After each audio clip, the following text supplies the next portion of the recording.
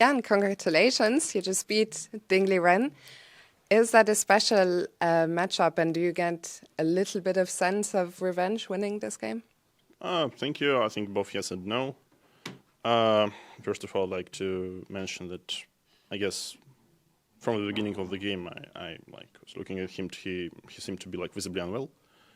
So there is not so much to be proud of. All right, it was a,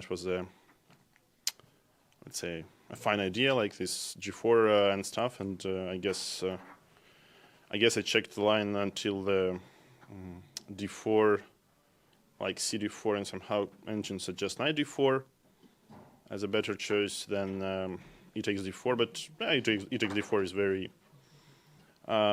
playable as well. But then I guess Rook A8 is a move which is hard to understand for me, like just basically giving me a free hand. I think he should have gone for something like Queen F4. Would be a close game, but yeah. And in the end, probably I had so many ways to convert it, and I'm not sure I chose the correct one, because I think he could try to sacrifice a piece for 2 pawns, and because only knights left, it would be always like a miracle of a draw. Something like Queen D5 perhaps instead of Queen E6. So Queen D5, Rook D5, Rook G5, Knight E4, Knight F6, King F8, Knight D5, Knight H3, King F1, Knight G5, Knight G5, Knight E5. And here, okay, should be winning. Maybe like I can play just King E2, but I wasn't sure because okay, obviously I could have won like a lot more clean. But yeah, whatever. You mentioned that he didn't look well to you. This whole aggressive idea with G4, G5, is that something you had prepared beforehand, or do you sometimes adapt to what you see in front of you at the board? Sometimes I adapt, but this one was prepared.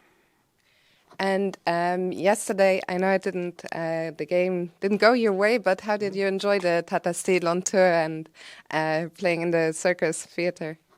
Well, yeah, the circus, yeah. With some circus. Actually, it was a very fine game from the E, and he played really a remarkable one. I wouldn't say like his choices were like too difficult to find, but yeah, I guess the crucial moment was then, first of all, I played Rook A8 instead of H5, so I didn't understand that his main idea was to play F3, otherwise I'm fine. And after F3, I should have started like playing for a draw, so this is quite unpleasant, but pretty much holdable.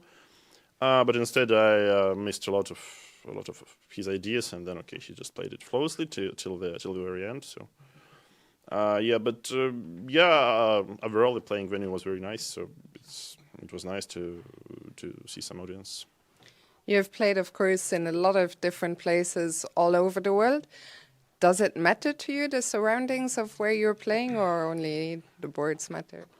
Yeah, I guess it's quite important. So obviously, I think there is no direct correlation in between, like if you are playing at the stage somewhere, or I don't know, in a sports hall or something. Yeah, like so there is a traditional tournament in Russia in Paikovsky, which is played like in very special place, also in very special conditions. So it's like Wijk more or less, but only 9 rounds and no audience at all. Obviously it's. I mean, if we speak about just players like some sort of like actors, performers, then yeah, probably some fine place is better. So one of my favorite tournaments was, I think back then it was called like World Blitz Championship, which was in Moscow, and it was like at Red Square with a massive audience surrounding all the players. So it was like completely free for audience to go like and navigate in between the tables.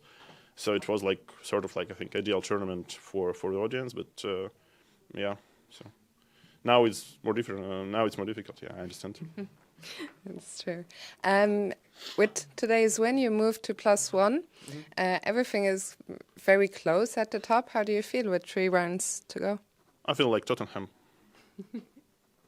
Can you explain for our non-football savvy viewers? Well, it's famous, I guess, for us who's familiar to the In Bruges movie.